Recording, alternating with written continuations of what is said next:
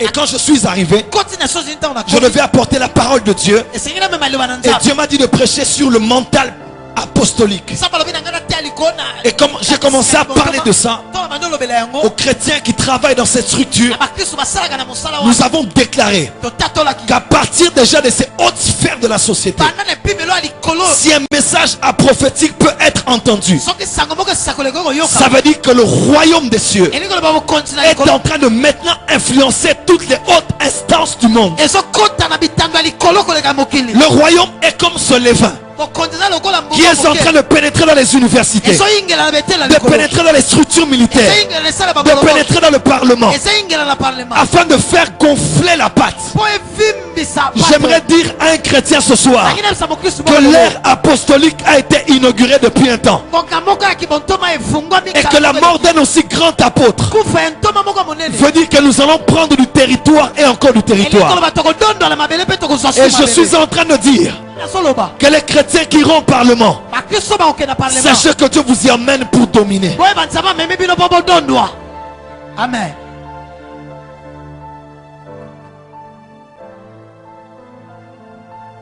Quelque chose se passe. Quand je me suis retrouvé là, j'ai su que le temps était arrivé. Tenez votre voisin, dites-le, tu es apostolique et prophétique. 4 ou 5 personnes autour de vous. Dans l'apostolique, vous êtes un lion. Dans le prophétique, vous êtes un aigle.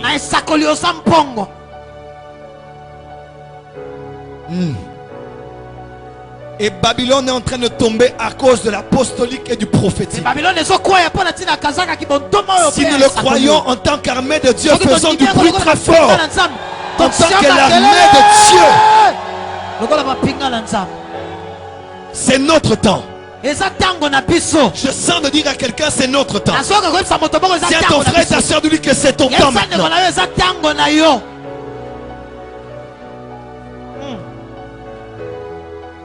Ici sont les jours que nous ont annoncé les anciens prophètes. Ici sont les jours que nous ont été dit pour la RDC qu'elle va émerger à cause de son église qui va émerger. Et les jours pour lesquels nous avons entendu des prophéties et nous les avons écrites sont arrivés. Nous proclamons que la RDC est en train de monter. Elle va s'imposer en Afrique centrale.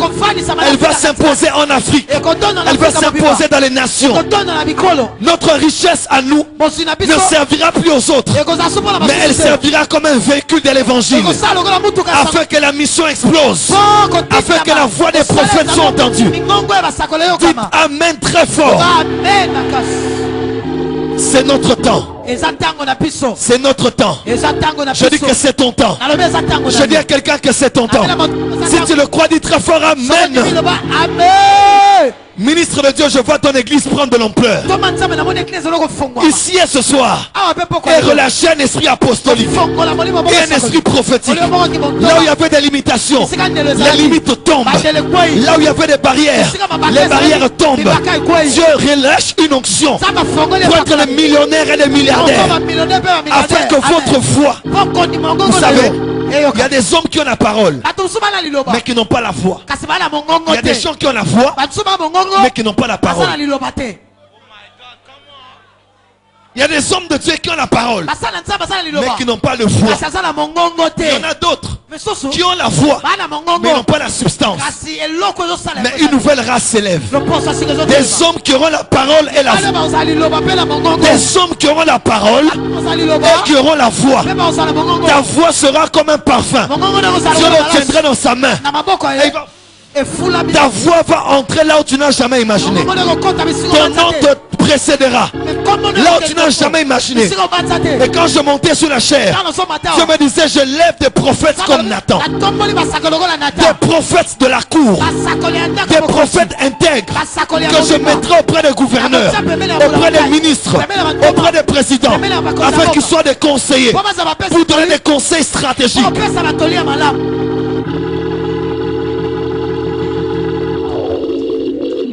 Ici s'élèvent des prophètes de la cour. Non plus les prophètes seulement de la forêt. Il y a des hommes qui seront là où les grandes décisions sont prises. Et par leur perception des choses, ils auront une vue pointueuse sur les événements. Et ils diront au roi, fais ceci et fais cela. Parce que Dieu va bousculer les conseils occultistes. Tu n'as pas dit amen. Dieu va disqualifier les mages et les conseils de Pharaon, afin que Joseph, par l'esprit de Dieu qui est au-dessus de tous les esprits, il reçoive un conseil concernant quelque chose qui trouble son sommeil.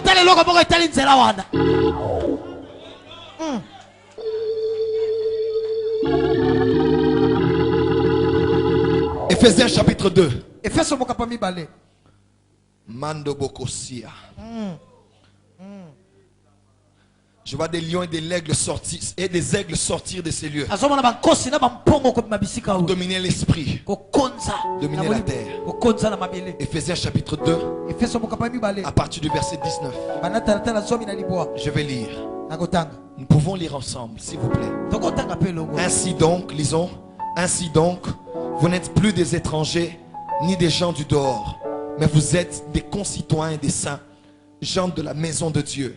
Vous avez été édifiés sur le fondement des apôtres et des prophètes, Jésus-Christ lui-même étant la pierre angulaire. En lui, tout l'édifice bien coordonné s'élève pour être un temple saint dans le Seigneur. En lui, vous êtes aussi édifiés pour être une habitation de Dieu en esprit. Lorsque Paul parle aux Éphésiens en disant en lui, il parle en Christ. Parce que Christ n'est pas qu'une personne, Christ est une société. Christ n'est pas qu'une personne, Christ est une position spirituelle. Si quelqu'un est en Christ, si quelqu'un est dans le oint et son onction, il est une nouvelle création. Nous sommes assis avec Christ. Non, en Christ. Nous ne sommes pas ici. Nous sommes en Christ. Nous sommes dans l'huile.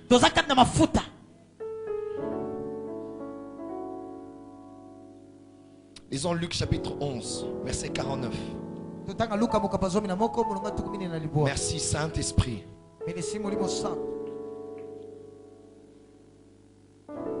Luc chapitre 11, verset 49.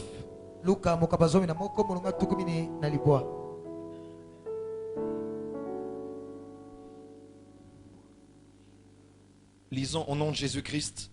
C'est pourquoi la sagesse de Dieu a dit: je leur enverrai des prophètes et des apôtres. Ils tueront les uns et persécuteront les autres, afin qu'il soit demandé compte à cette génération du sang de tous les prophètes qui a été répandu depuis la création du monde, depuis le sang d'Abel jusqu'au sang de Zacharie tué entre l'autel et le temple. Oui, je vous le dis, il en sera demandé compte à cette génération. Amen. Pour terminer, Apocalypse chapitre 18, verset 20.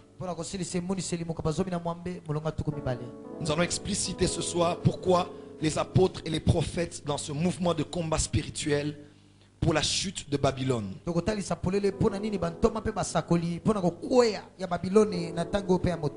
Pourquoi faut-il l'onction apostolique et l'onction prophétique?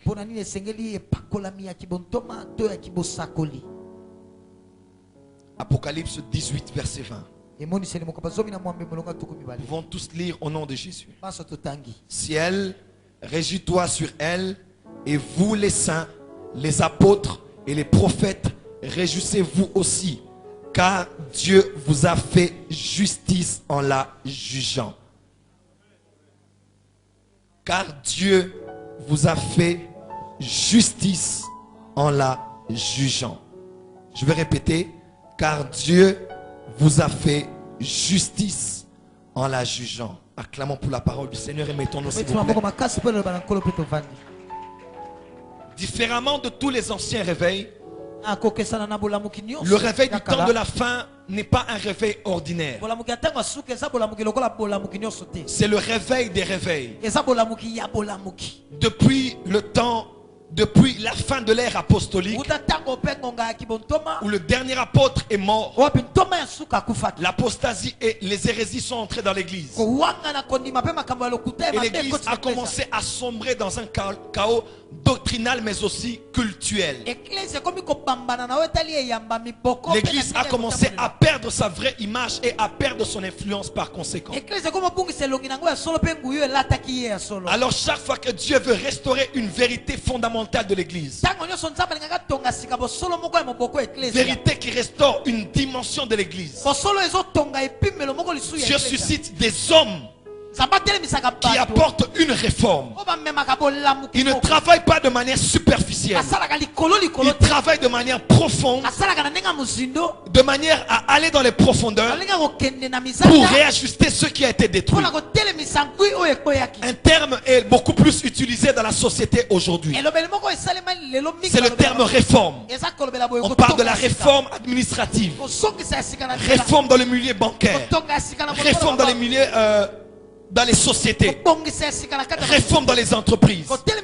Parce qu'à cause de la productivité qui est en train de baisser et de l'extension de ces sociétés qui est en train d'aller en deçà, il est impératif d'observer une réforme qui n'ira pas toucher les effets, qui n'ira pas toucher les résultats, mais qui ira toucher la profondeur, les causes, les agents causaux, afin que lorsque celles-là sont touchées, tous les autres peuvent être aussi. Puisque réforme vient d'un mot grec qui parle de l'orthopédie. On parle du réajustement squelettique, pendant lequel l'orthopédiste travaille pour remettre l'os qui est dévié de sa trajectoire afin qu'elle reprenne sa forme initiale. Et le mot réforme ne sort pas que de la bouche des hommes. Dans Jérémie 7, Dieu dit par Jérémie: réformez vos voies.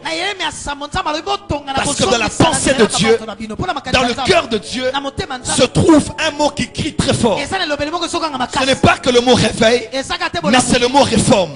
Parce que chaque réveil vient avec une réforme. Et elle restaure toujours une dimension dans l'église en restaurant une vérité qui se met en évidence. Alors pendant que Rome a embrassé le christianisme par Constantin, et qu'on a fait du christianisme une religion d'État, Rome déjà qui avait été influencé par Babylone. Pour tous les détails, je reviendrai en profondeur demain, parce que tu m'as dit de bouger le message à cause de ce qui nous arrive. Ils ont embrassé les religions babyloniennes, les idolâtries, ainsi que les modes de culte, ainsi que leur Dieu, pour promettre à tout l'empire qui n'était pas chrétien de demeurer dans la paix et qu'il n'y a pas de trouble. Ils ont trouvé un moyen de trouver un parallèle biblique à tout ce qui ressemblait aux divinités babyloniennes. On a parlé hier de Nimrod, qui était cette divinité masculine, et de Sémiramis, qui était une divinité féminine, qui plus tard sont devenus Baal et Astarté, et comme ça ont influencé l'âge d'Israël ainsi que l'âge de l'église. Ces mêmes divinités sont revenues